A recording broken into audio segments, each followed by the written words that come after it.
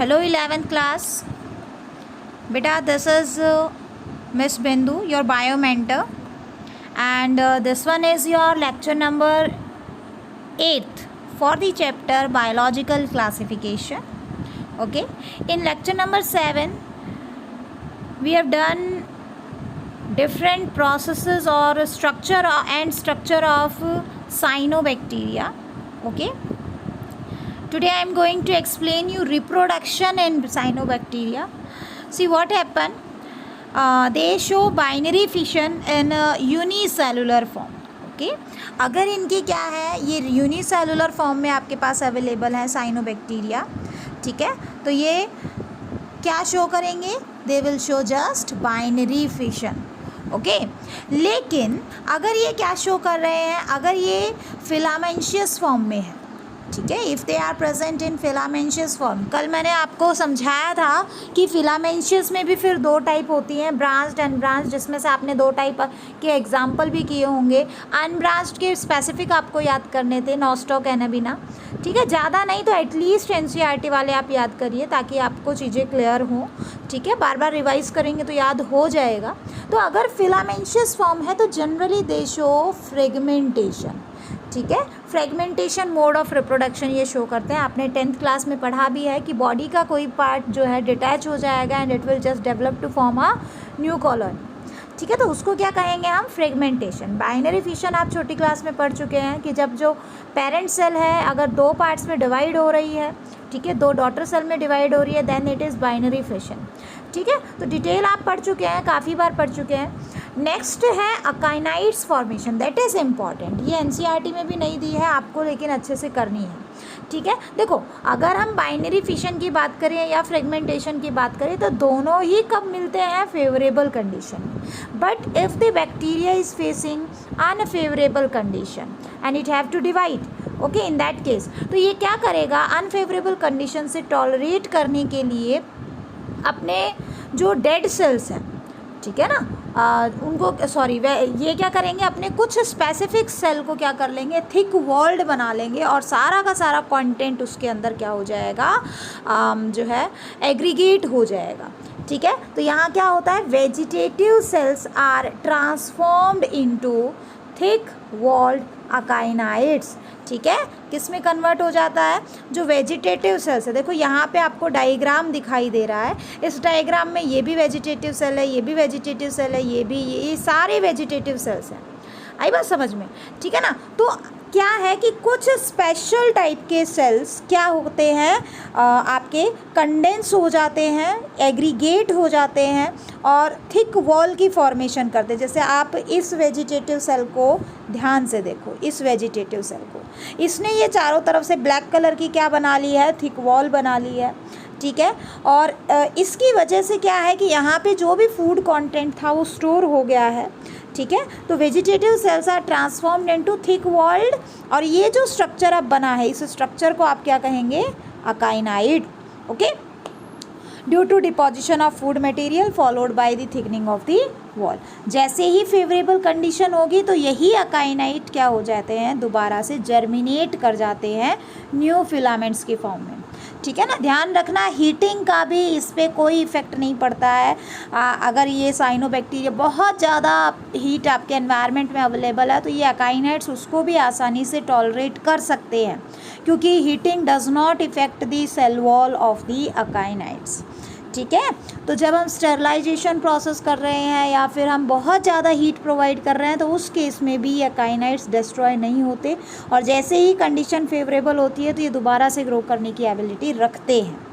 ठीक, नेक्स्ट है आपका, नेक्स्ट मोड ऑफ रिप्रोडक्शन है हार्मोगोनिया फॉर्मेशन. अब ये हार्मोगोनिया क्या होता है? देखो क्या होता है कि कुछ सेल्स जैसे मान लो अनफेवरेबल कंडीशन आई, ठीक है ना, तो अब क्या होगा कि जेनेटिकली कुछ सेल्स को साइनोबैक्टीरिया का न्यूक्लियस स्टिमुलस देगा कि वो डेड हो जाएं. ठीक है, वो डेड फॉर्म में क्या हो जाते हैं? कन्वर्ट हो जाते हैं और एक रेस्पेक्टिव पैटर्न जो है उसकी फॉर्मेशन होती है. मान लो ये आपके पास एक जो है फिलामेंट है. ठीक है, और इस फिलामेंट के अंदर क्या है आपका? इस फिलामेंट के अंदर क्या है आपके पास, अलग अलग ऐसे करके सेल्स हैं, ठीक है ना। तो क्या है, मतलब एक मोड हमने पढ़ा कि जनरली ये रैंडम फ्रेगमेंट्स में जब टूट रहा है, रैंडमली ऐसे फ्रेगमेंट्स टूट के और ये नई प्रोजेनी, ये वाला नई प्रोजेनी बना रहा है, ये वाला नई प्रोजेनी बना रहा है, ठीक है ना। लेकिन अगर इस तरीके से ना हो के एक जेनेटिकली स्टिमुलेटेड प्रोसेस है जहाँ पे एक स्पेसिफिक पैटर्न में कुछ सेल्स डेड हो जाएंगे और जहाँ से डेड होंगे वहाँ से फ्रेगमेंटेशन हो जाती है, ठीक है, और अल्टीमेटली आपके पास सिमिलर टाइप ऑफ फ्रेगमेंट्स बनेंगे, ठीक है, जिनको हार्मोगोनिया कहा जाता है। और जो सेल डेड हो, जैसे मान लो सपोज़ करो कि ये वाला सेल डेड हो गया, जैसे मैंने डायग्राम में शो किया है, अब 2 पर्टिकुलर सेल छोड़ के फिर एक डेड हो गया, ठीक है, फिर 2 छोड़ के फिर नेक्स्ट वाला डेड हो जाएगा। तो एक पर्टिकुलर पैटर्न में जेनेटिकली कंट्रोल्ड मेथड होता है फ्रेगमेंट्स की फॉर्मेशन करना। अब जो सेल डेड हुए हैं, जैसे ये वाले सेल, ये 3 सेल डेड हुए हैं, जैसे आपको ये दिखाई दे रहा है, ये वाला, ठीक है ना। जो सेल डेड हुए ठीक उसी के नीचे से यहाँ से क्या हो जाती है, फ्रेगमेंटेशन, यहाँ पे इसके ऊपर से और नीचे से फ्रेगमेंटेशन, ऐसे इसके ऊपर से भी फ्रेगमेंटेशन। तो जो फ्रेगमेंट बनेंगे वो आपके सेम टाइप के बनेंगे। और मतलब कि ये जो डेड सेल्स हैं ये एक सेपरेशन डिस्क का काम करते हैं। ये जो बनी है ना, ये सेपरेशन डिस्क बनी है जो इस डेड सेल के ऊपर और नीचे दोनों तरफ बनेगी, ठीक है। इन डेड सेल्स को हम नर्सिडिया बोलते हैं, dead cells due to accumulation of mucilage, ठीक है। और ये इनको नर्सिडिया बोलते हैं। इनके बीच में ये जो फ्रेगमेंट बना है कंप्लीट, इसको क्या बोला जाएगा, हार्मोगोनिया। ये जो फ्रेगमेंट आपको दिखाई दे रहा है इसको क्या बोलोगे आप, हार्मोगोनिया। आई बात समझ में, ठीक है। तो इस तरीके से क्या है, अलग अलग आपको मोड्स दिखाई देंगे एसेक्सुअल रिप्रोडक्शन के, ठीक है। अब अगर हम बात करें हेट्रोसिस्ट की, नेक्स्ट मोड ऑफ रिप्रोडक्शन क्या है, हेट्रोसिस्ट, ठीक है ना। तो स्पेशल टाइप के सेल्स होते हैं जो नए फिलामेंट्स बनाने की एबिलिटी रखते हैं, ठीक है। आई बात समझ में। तो बच्चों आपने देखा कि एसेक्सुअल मोड ऑफ रिप्रोडक्शन, आप जितने भी साइनोबैक्टीरिया हैं asexual mode of reproduction show कर रहे हैं। सेक्सुअल मोड ऑफ रिप्रोडक्शन इनके अंदर इतना ज़्यादा मिलेगा नहीं, वेल डेवलप्ड नहीं है, तो आपको एसेक्सुअल मोड ऑफ रिप्रोडक्शन ही करना है। अब जो इम्पॉर्टेंट है, जहाँ से आपका पेपर में जनरली क्वेश्चन आते हैं, बहुत ज़्यादा इम्पॉर्टेंट टॉपिक है, that is nitrogen fixation. It is a characteristic feature कह लो या स्पेशल फीचर कह लो जो साइनोबैक्टीरिया के अंदर बेसिकली मिलेगा, ठीक है ना। अब होता क्या है, देखो हम सभी ने पढ़ा कि cyanobacteria were the first organism which show oxygenic photosynthesis. पता है ना, हम सब ने यही लाइन सबसे पहले पढ़ी थी कि ये ऐसे ऑर्गेनिज्म होते हैं जो क्या शो करते हैं, ऑक्सीजनिक फोटोसिंथेसिस शो करते हैं, ठीक है ना। और इसके साथ साथ देखो ऑक्सीजनिक फोटोसिंथेसिस शो करना कोई बड़ी बात नहीं थी, लेकिन ऑक्सीजनिक फोटोसिंथेसिस के साथ साथ ये एक ऐसा भी प्रोसेस शो करते हैं जो बहुत ही रेयर और टाइप के ऑर्गेनिजम्स में मिलता है, दैट इज़ नाइट्रोजन फिक्सेशन, ठीक है। तो इनके अंदर दोनों प्रोसेस एक साथ चलते हैं, oxygenic photosynthesis and nitrogen fixation. अब बच्चों ध्यान रखना, ये जो नाइट्रोजन फिक्सेशन का प्रोसेस है ये एनएरोबिक प्रोसेस होता है, ठीक है। तो देखो एक कंट्राडिक्टरी लाइन नहीं लग रही आपको कि ऑक्सीजनिक फोटोसिंथेसिस यानी कि ऑर्गेनिज्म की बॉडी में ऑक्सीजन प्रोड्यूस हो रहा है और वहीं पे ये क्या शो कर रहा है, नाइट्रोजन फिक्सेशन भी शो कर रहा है जो कि एनारोबिक प्रोसेस है। यानी एक प्रोसेस ऑक्सीजन की प्रेजेंस में हो रहा है और दूसरा एक जो है ऑक्सीजन की एब्सेंस में हो रहा है। अब इस चीज़ को ये कैसे हैंडल करता है, ऐसा क्या है इसमें कि दोनों प्रोसेस को ये एक साथ परफॉर्म करने की एबिलिटी रखता है। तो देखो नाइट्रोजन फिक्सेशन जो है ये बेसिकली एक एंजाइम की हेल्प से होता है, that enzyme is known as nitrogenase, ठीक है। उस एंजाइम को क्या कहेंगे हम, नाइट्रोजिनेज एंजाइम, ठीक है। अगर नाइट्रोजिनेज एंजाइम नहीं होगी तो नाइट्रोजन फिक्सेशन नहीं होगा। और ध्यान रखना जो नाइट्रोजिनेज एंजाइम है ये कैसे काम करती है, ये हमेशा ऑक्सीजन की एब्सेंस में काम करती है और इसीलिए नाइट्रोजन फिक्सेशन जो है वो एनारोबिक प्रोसेस है, because nitrogenase enzyme required for the process acts efficiently in absence of oxygen.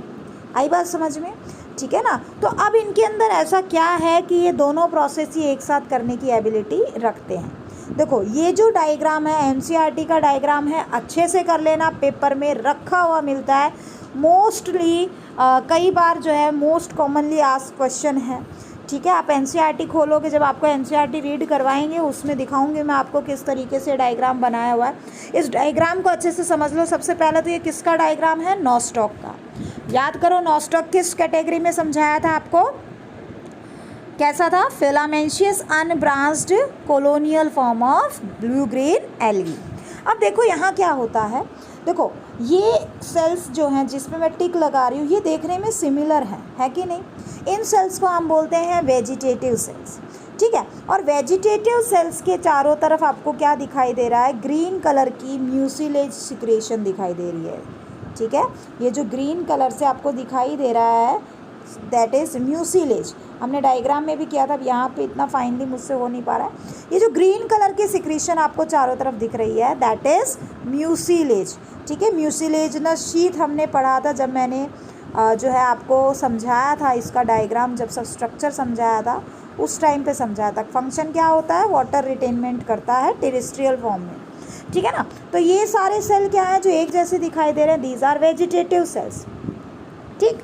लेकिन आपको कुछ अलग से सेल भी दिखाई दे रहे हैं जिसमें आपको एक एच शेप्ड स्ट्रक्चर दिखाई दे रहा है, this one and this one, ठीक है। अभी हमने पीछे पढ़ा कि इनमें अगर इनको मतलब कुछ स्पेशल टाइप के सेल हैं जो रिप्रोडक्शन में हेल्प करते हैं, एसेक्सुअल रिप्रोडक्शन में, जिनको हिट्रोसिस्ट कहते हैं, ठीक है। लेकिन हिस्ट्रोसिस्ट का मेन रोल कहाँ होता है, नाइट्रोजन फिक्सेशन के अंदर, ठीक है।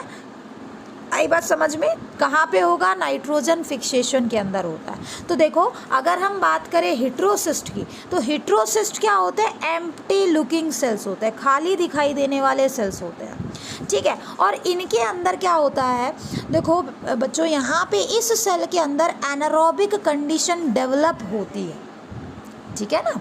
आई बात समझ में, ऐसा क्यों होता है वो हम आगे डिस्कस कर रहे हैं। हालांकि सभी में नहीं होता है, बट साइनोबैक्टीरिया के केस में इस टाइप का कॉन्सेप्ट आपको देखने के लिए मिलेगा। ये कैसे बनता है, it is formed as a result of nitrogen deficiency, ठीक है। They create a micro environment for functioning of nitrogenase enzyme and hence develop a 3 layer which are oxygen impermeable, ठीक है। मतलब ये अपने आप को इस तरीके का डेवलप करते हैं, इसकी चारों तरफ, ठीक है, इसके चारों तरफ आपको क्या देखने के लिए मिलेगा, 3 लेयर्ड स्ट्रक्चर बन जाता है। ये ऐसे करके 3 लेयर इसमें नहीं दिखाई है, ऐसे 3 लेयर्स बनती है, ठीक है ना, जो बिल्कुल ऑक्सीजन के लिए इम्परमिएबल है। तो आपसे कोई पूछे कि हिट्रोसिस्ट के अंदर एनवायरनमेंट, माइक्रो एनवायरनमेंट कैसा है, ऑक्सीजन डेफिशिएंट एनवायरनमेंट है। आई बात समझ में, कैसा एनवायरनमेंट है, ऑक्सीजन डेफिशिएंट एनवायरनमेंट, ठीक है। तो ये यहाँ पे ऑक्सीजन के लिए ऑक्सीजन इम्परमिएबल वॉल बन जाती है, ठीक है ना। अब क्या होगा, इसके साथ साथ और क्या हो रहा है, यहाँ पे फोटोसिस्टम सेकेंड वो अपने आप डिग्रेड हो जाता है। देखो आगे मैंने आपको पहले भी करवाया है ये कि जो है अगर हम बात करें किसकी, फोटोसिस्टम्स की, तो फोटोसिस्टम 2 टाइप के होते हैं, फर्स्ट एंड सेकेंड, ठीक है। और इसमें जो सेकंड है वो बेसिकली ऑक्सीजन इवॉल्व करने के लिए होता है, फाइनल एक्सेप्टर ऑफ इलेक्ट्रॉन होता है जिससे ऑक्सीजन इवॉल्व होती है। आप ये सारी चीज़ें प्लांट फिजियो के अंदर कंप्लीट करेंगे। तो अभी के लिए बस ये समझ लो कि फोटो सिस्टम एक ऐसा सिस्टम है जो एनर्जी कैप्चर करने में हेल्प करता है, प्लस इसके साथ साथ आपका इसके कुछ रोल्स होते हैं, ठीक है, जो आप प्लांट फिजियो के अंदर कंप्लीट करेंगे। बट यहाँ पे आपको जो याद रखना है फोटो सिस्टम सेकेंड के बारे में कि ये एक ऑक्सीजन इवॉल्विंग कॉम्प्लेक्स की तरह है, ठीक है ना। तो जहाँ फोटो सिस्टम सेकेंड नहीं होगा वहाँ ऑक्सीजन नहीं निकलेगी। बाकी सेल्स में फोटो सिस्टम फर्स्ट और सेकेंड दोनों होते हैं और वो फोटोसिंथेसिस भी परफॉर्म करते हैं। लेकिन हेट्रोसिस्ट के अंदर सिर्फ और सिर्फ फोटोसिस्टम फर्स्ट होगा। तो ये फोटोसिंथेसिस तो शो करते हैं, लेकिन इसमें क्या प्रोड्यूस नहीं होता, यहाँ पे एनर्जी यहाँ पे ऑक्सीजन की इवॉल्वमेंट नहीं होती, ठीक है, आई बात समझ में। तो देखो ये क्या करते हैं, एटीपी प्रोड्यूस तो होती है फोटोसिस्टम फर्स्ट के लिए, जो बेसिकली यूज़ कहाँ होती है, नाइट्रोजन फिक्सेशन के लिए, ठीक है। लेकिन आप ये नहीं कहेंगे कि हेटेरोसिस्ट के अंदर कंप्लीट फोटोसिंथेसिस हो रही है। यहाँ पे सिर्फ एटीपी का प्रोडक्शन होता है by photosystem first, and that is utilized in case of nitrogen fixation process, ठीक है, आई बात समझ में। अब देखो, अब इनको खाना कहाँ से मिलता है, ठीक है ना, that is main important thing. खाना कहाँ से मिलेगा, ये नियर बाय सेल से लेते हैं। लेकिन अब आपके माइंड में क्वेश्चन आ रहा होगा कि अगर ये नियर बाय सेल से कनेक्टेड है तो ये ऑक्सीजन तो जस्ट एक गैस है, वो आसानी से इसके अंदर जो है डिफ्यूज़ कर सकती है। बट ये क्वेश्चन बिल्कुल सही है आपका, बट इसके लिए क्या है बेटा, यहाँ क्या होता है, पोलर ग्रेन्यूल होते हैं। अब ये पोलर ग्रेन्यूल देखो, ये जो एच शेप्ड स्ट्रक्चर बनी है ये किस वजह से बनी है। मान लो ये वेजिटेटिव सेल है, वेट अ सेकेंड, मान लो ये वेजिटेटिव सेल है, ठीक है, और इस यहाँ पे भी ये वेजिटेटिव सेल है, ये भी वेजिटेटिव, इन दोनों के बीच में क्या है आपका एक हेटेरोसिस्ट की फॉर्मेशन हो रही है, ठीक है। तो ये हेटेरोसिस्ट 3 लेयर्ड वॉल स्ट्रक्चर बन गया मान लो, ठीक है। तो अब अगर इसके पीछे अगर ये हेटेरोसिस्ट की फॉर्मेशन हो गई 3 लेयर, ठीक है। तो अब क्या है, मान लो इस सेल को, फर्स्ट वाली सेल को सेकंड वाली सेल के साथ कांटेक्ट शो करना है, ठीक है। अगर यहाँ प्लाज्मोडेस्माटा बन जाते तो आसानी से चीज़ें ट्रांसफ़र हो सकती थी, बट वहाँ से फिर ऑक्सीजन आ जाती तो फिर इसका यूनिक एनवायरनमेंट नहीं बन पाता, ठीक है। तो इसके लिए यहाँ पे कुछ ग्रेन्यूल्स बनते हैं। ग्रेन्यूल्स ये देखने में लगते हैं, हालांकि ये क्या होते हैं, इन दोनों के बीच में कुछ बिल्कुल एकदम टाइटली पैक्ड सिस्टम सा बन जाता है, ठीक है, जिसमें से केवल फूड अंदर आ सकता है, ऑक्सीजन तक डिफ्यूज़ नहीं हो सकती। तो इट इज़ ओस्मोफिलिक ग्रेन्यूल, कुछ स्पेशल चीज़ों को ही अंदर आने देगी। Establish communication between vegetative cells and heterocyst through formation of microplasmodesmata, ठीक है। किसकी फॉर्मेशन हो जाती है, माइक्रोप्लाज्मोडेस्माटा की फॉर्मेशन, ठीक है ना। तो ये जो एच शेप्ड स्ट्रक्चर है ना, ये ग्रेन्यूल्स की फॉर्मेशन की वजह से होता है। आई बात समझ में, जस्ट एक नोड की तरह बन जाता है, एक गांठ की तरह होता है, जिससे जो साइटोप्लाज्म इसका इनर कंटेंट है वो थोड़ा सा अंदर की तरफ क्या हो जाता है, इन्वेजिनेट कर जाता है दोनों तरफ से, और आपको जो स्ट्रक्चर दिखाई देगा इंटरनल, वो एच शेप्ड स्ट्रक्चर दिखता है, ठीक है। तो अगर हम बात करें हेटेरोसिस्ट सेल की, तो आपने क्या क्या याद रखना है, हेटेरोसिस्ट सेल के अंदर कैसे सेल होते हैं, एम्प्टी लुकिंग होते हैं, एच शेप्ड दिखाई देते हैं इंटरनली, ठीक है। ऑक्सीजन की डेफिशिएंसी होती है इनके अंदर, क्योंकि इनके अंदर क्या होता है, फोटोसिस्टम सेकंड एब्सेंट होता है, ठीक है। पोलर ग्रेन्यूल्स की फॉर्मेशन होती है, ये फोटोसिंथेसिस शो नहीं करते, एटीपी का प्रोडक्शन करते हैं, लेकिन वो नाइट्रोजन फिक्सेशन के लिए, फूड प्रोडक्शन के लिए नहीं, ठीक है। खाना नियर बाय सेल से लेते हैं, ठीक है ना। तो ये क्या है, आपके स्पेशल टाइप के हेटेरोसिस्ट सेल्स होते हैं जो नाइट्रोजन फिक्सेशन का काम करते हैं। आई बात समझ में बच्चों, ये डायग्राम अच्छे से कर लेना, क्योंकि मोस्टली पेपर में ये डायग्राम पूछा जाता है, ठीक है। फिर भी कोई डाउट रह जाए आपको हेटेरोसिस्ट को लेकर, तो आप मुझसे डाउट क्लास में डिस्कस कर सकते हैं। समझ में आया। नेक्स्ट देखो बच्चों, नॉस्टॉक जो अभी अभी हमने कंप्लीट किया है, इसकी क्लासिफिकेशन अगर आप याद करना चाहें तो कर सकते हैं, ठीक है। पहला दिया हुआ है डिवीज़न, ओके, साइनोफाइटा, ठीक है। Cyanophyta is the division of nostoc का, क्लियर। इसके अलावा क्लास की बात करें तो हमने पहले भी डिस्कस किया था, जो साइनोबैक्टीरिया की मेन क्लास हम कर रहे थे, दैट वाज साइनोफाइसी, या आप मिक्सोफाइसी बोल सकते हो, ठीक है। ऑर्डर है नॉस्टोकेल्स, फैमिली नॉस्टोकेसी एंड जीनस नॉस्टॉक, ठीक है। बच्चों बिल्कुल भी माइंड में ये मत लाना कि मैडम जो है आपको बहुत ही एक्स्ट्रा जाके करवा रही है। बच्चों ये क्वेश्चंस आए हुए हैं, इसीलिए आपको करवाया जा रहा है, ठीक है। इसके अलावा कुछ चीज़ें और भी हैं, जैसे सेल वॉल ऑफ हेटेरोसिस्ट जो है वो आउटर लेयर सेलुलोज और पेक्टिन की बनी हुई होती है, और इनर लेयर जो है वो सेलुलोज की बनी हुई होती है। जैसे हमने 3 लेयर बताई थी, बीच की लेयर जो है उसके अंदर भी सेलुलोज ही होता है, बट हमें मोस्टली क्वेश्चन इनर और आउटर पे पूछा जाता है, ठीक है। तो आउटर में पेक्टिन एक्स्ट्रा है, बाकी सारी सेलुलोज से बनी हुई होती है, ठीक है। और एक चीज़ और ध्यान रखनी है कि रुबिस्को एंजाइम, ठीक है ना, फुल फॉर्म मैंने आपको कई बार करवाई है इसकी, राइबुलोज बिसफॉस्फेट कार्बोक्सिलेज ऑक्सीजनेज। ठीक है, ये एंजाइम हेटेरोसिस्ट में एब्सेंट रहती है। अब देखो एक कॉन्सेप्ट है आपका कॉम्प्लीमेंट्री क्रोमेटिक एडेप्टेशन। बच्चों ये मैं आपको पहले ही करवा चुकी हूँ, गॉडकॉव्स के जो है पीछे हमने किया था, ठीक है ना, गॉडकॉव्स फिनोमिनन किया था, वही सेम है ये बस एक्सप्लेनेशन के लिए है। देखो ये गॉडकॉव्स फिनोमिना मैंने यहाँ पे भी लिखा हुआ है, ये जस्ट एक्सप्लेनेशन के लिए था, मैंने आपको वहीं पे अच्छे से एक्सप्लेन कर दिया है। ठीक है, जहाँ पे मैंने बताया था कि अगर जो है वेवलेंथ ऑफ लाइट क्या है चेंज होती है साइनोबैक्टीरिया में, तो इसके लिए इसके जो रिफ्लेक्शन ऑफ लाइट है, इसका खुद का जो कलर है वो वेरिएट करता है on the basis of concentration of the pigment. तो कैसे डिफाइन करते हैं इसको, change in concentration of pigment by cyanobacteria depending upon wavelength of light falling on it. जैसे देखो आपको यहाँ दिखाई दे रहा होगा कि ये जो है दिस वन इज सन, ठीक है, सन से लाइट आ रही है, तो जब ऊपर के ऑर्गेनिज्म है, सरफेस पे जो ऑर्गेनिज्म है, ठीक है, वो ब्लू लाइट को एज इट इज़ रिफ्लेक्ट कर रहे हैं। ठीक है, और वही लाइट जब डीप पेनिट्रेट कर रही है तो जो नीचे वाले बैक्टीरिया हैं इनमें जो है फाइकोइराइथ्रिन कंटेंट ज़्यादा है, तो ब्लू लाइट कौन रिफ्लेक्ट कर रहा है, फाइकोइराइथ्रिन। ठीक है, मतलब कि फाइकोइराइथ्रिन ने ब्लू लाइट को एब्जॉर्ब किया और रेड कलर रिफ्लेक्ट किया। आ रही है बात समझ में?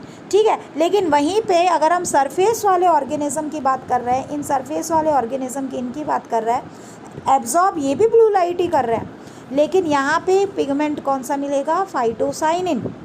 ठीक है ना, फाइकोसाइनिन, सॉरी। ठीक है, तो फाइकोसाइनिन हमने पढ़ा है कि ब्लू कलर देता है, तो यहाँ ऑर्गेनिज्म ब्लू कलर दे रहे हैं सेम लाइट के लिए, और वहीं पे कुछ ऑर्गेनिज्म इसके लिए क्या दे रहे हैं, रेड कलर दे रहे हैं, and that is basically due to difference in concentration of different types of pigment. ठीक है, तो इस फिनोमिनन को कि आपकी सेम वेवलेंथ की लाइट पे ऑर्गेनिज्म अलग अलग कलर रिफ्लेक्ट कर रहे हैं, ठीक है, due to presence of different concentration of different pigments, तो उसको क्या कहा जाता है, गॉडकॉव्स फिनोमिनन या क्रोमेटिक कॉम्प्लीमेंट्री क्रोमेटिक एडेप्टेशन कहा जाता है। आई बात समझ में? अब बात करते हैं इम्पॉर्टेंस ऑफ साइनोबैक्टीरिया की। ठीक है, तो साइनोबैक्टीरिया क्या है बच्चों, आपका बेसिकली बायो फर्टिलाइज़र का काम करता है, क्योंकि ये क्या कर रहा है, नाइट्रोजन फिक्सेशन कर रहा है। सिम्बायोटिक एसोसिएशन भी करता है, लेकिन कई बार नॉन सिम्बायोटिकली भी ये ग्रो करते हैं। जैसे कि एग्जाम्पल के तौर पे अगर हम देखें, यूलोसिरा हो गया, टॉलीपॉट्रिक्स हो गया, ठीक है ना, ये नॉन सिम्बायोटिकली आपके राइस फील्ड के अंदर अवेलेबल होते हैं। ठीक है, जिससे ये क्या कर लेते हैं, बेसिकली सॉइल को क्या बना लेते हैं, फर्टाइल बना लेते हैं। समझ में आया? ठीक है, नेक्स्ट जो है आपका दैट इज़ साइलेंड्रोस्पर्मम या सिलेंड्रोस्पर्मम बोल सकते हो आप। ठीक है, एग्जैक्ट प्रोनाउंसिएशन क्या होगी इसकी, सिलेंड्रोस्पर्मम। ठीक है, ये जनरली आपको कहाँ मिलेगा, it will be present in मेज एंड शुगर केन फील्ड। तो देखो अगर आप एग्जाम्पल लर्न कर पा रहे हो तो बेटा बहुत अच्छी बात है, और अगर नहीं कर पा रहे तो डोंट टेक टेंशन। ठीक है, इतना ज़्यादा अगर याद नहीं हो पा रहा है तो जो है टेंशन लेने की ज़रूरत नहीं है, आप जितना कर सकते हो आप उतना करो, लेकिन कम से कम एनसीईआरटी के एग्जाम्पल आप अच्छे से याद कर लो। ठीक है, इसके अलावा देखो कार्बन डाइऑक्साइड फिक्सेशन। ठीक है, कार्बन डाइऑक्साइड फिक्सेशन में बेसिकली ये क्या कर रहे हैं, ऑक्सीजन प्रोड्यूस कर रहे हैं का CO2 का यूज़ करके, मतलब बेसिकली ऑक्सीजनिक फोटोसिंथेसिस कर रहे हैं। ठीक है, इसके अलावा नाइट्रोजन फिक्सेशन पहले भी अभी थोड़ी देर पहले हमने पढ़ा है ना, तो टेरेस्ट्रियल इकोसिस्टम में या एक्वेटिक इकोसिस्टम में, ठीक है ना, ये क्या करते हैं, जैसे टेरेस्ट्रियल में जनरली ये सिम्बायोटिक फॉर्म में मिलते हैं, एक्वेटिक सिस्टम के अंदर ये फ्री लिविंग फॉर्म में नाइट्रोजन फिक्सेशन का काम कर रहे हैं। कुछ ऐसे साइनोबैक्टीरिया भी हैं जो एंटीबायोटिक्स प्रोडक्शन में हेल्प करते हैं। ठीक है, जैसे कि लिंगबाया। ठीक है, extract of Lyngbya is used in antibiotic production. आई बात समझ में? Next is your single cell protein, that is very very very important बच्चों, जनरली पेपर में आता है, एनसीईआरटी में भी दिया हुआ है। देखो सिंगल सेल प्रोटीन क्या होता है, एग्जाम्पल आप पढ़ोगे यहाँ पे स्पाइरुलिना का। ठीक है, स्पाइरुलिना एक ऐसी ब्लू ग्रीन अलगी है जो हम खा सकते हैं, एडिबल है, नॉन टॉक्सिक है, हमारे अंदर कोई भी जो है एक तरीके से रिएक्शन शो नहीं करेगी, हमारे लिए वो नॉन टॉक्सिक है। पॉइजनस नहीं है और बहुत ही फास्ट ग्रो करती है। इसके साथ साथ इसका जो प्रोटीन कंटेंट होता है, इसमें जो प्रोटीन की अमाउंट होती है बहुत ही ज़्यादा अमाउंट में होती है, ठीक है ना। तो जनरली अगर हम बात करें, जैसे आगे चल के आप स्ट्रेटजीज इन फूड एनहेंसमेंट वाला चैप्टर पढ़ोगे 12th क्लास के अंदर, ठीक है, तो वहाँ पे इसके बारे में आपको डिटेल से करवाएंगे। तो वहाँ पे ये एग्जाम्पल आप ये लर्न करके रखना। मतलब यहाँ पे कुछ प्रोटीन के टैबलेट्स बनाई जाती है। जैसे देखो, अगर कोई पर्सन स्पेस में जा रहा है, ठीक है ना, स्पेस में जा रहा है, तो वो इतना सारा, वो 6 महीने के लिए हो सकता है, 1 साल के लिए, 2 साल के लिए ऐसे जा रहे हैं, ठीक है। तो ऐसे में क्या है कि वो इतना सारा खाना अगर लेके जाएंगे तो उनका तो स्पेस क्राफ्ट जो है सारा का सारा फूड से ही भर जाएगा, है ना। तो ऐसा तो वो कर नहीं सकते, तो उन्हें क्या है, कुछ इस टाइप के टैबलेट्स लेके जाते हैं कि खाया और उसके बाद जो है क्या नहीं, मतलब खाना खाने की ज़रूरत नहीं है, उनकी एनर्जी नीड्स वहीं से, तो कुछ एनर्जी सप्लीमेंट्स लेके जाते हैं। तो उसके लिए उन्हें कुछ ऐसी चीज़ें चाहिए जो लाइट वेटेड हो, प्लस उनमें एनर्जी का कंटेंट बहुत ही ज़्यादा हो। वो खाना नहीं खाएंगे स्पेस में, ठीक है ना, कुछ इस टाइप की टैबलेट्स लेके जाते हैं। तो स्पाइरुलिना कुछ ऐसी ही जो है आपके ऑर्गेनिजम्स हैं जिससे इस टाइप की टैबलेट्स बनाई जाती है। आई बात समझ में, ठीक है। तो spirulina is single cell protein that is utilized in space, okay, space travellers इसको यूज़ करते हैं। आई बात समझ में। नेक्स्ट इज देखो डिसएडवेंटेज। बेटा डिसएडवेंटेज में देखो, आपको एक पहले एक फ़ोटो दिखाते हैं, उसके बाद इसको क्लियर करेंगे।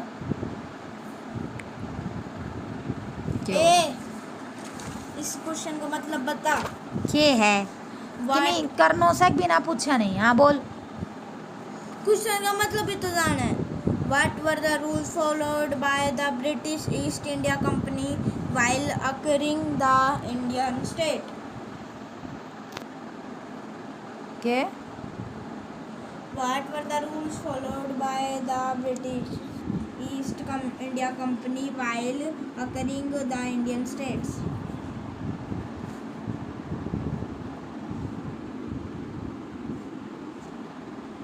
वाट कुछ ना, हाँ को समझ।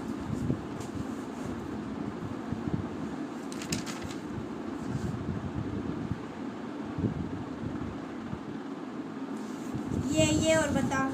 What were the powers? बता ना। के What were the powers enjoyed by the residents appointed by the companies. कौन कौन सी पावर थी, ठीक है, जिनको एंजॉय किया बाय द रेजिडेंट, रहने वालों ने, appointed by the company, company ने जो अपॉइंट किए थे उन रेजिडेंट्स। ये बोल रही है, तेरा सिर तू ही दे दिया।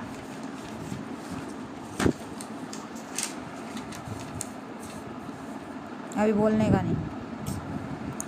नेक्स्ट देखो, ये जो आपको पिक दिखाई दे रही है, इस पिक में क्या है कि इतनी बड़ी जो फिश है वो क्या हो गई है, मर गई है। किसकी वजह से? यहाँ पे आप वाटर की देखो, वाटर का जो टेक्सचर है वो देखो, आप कलर देखो किस टाइप का है, बिल्कुल एकदम ग्रीनिश कलर है।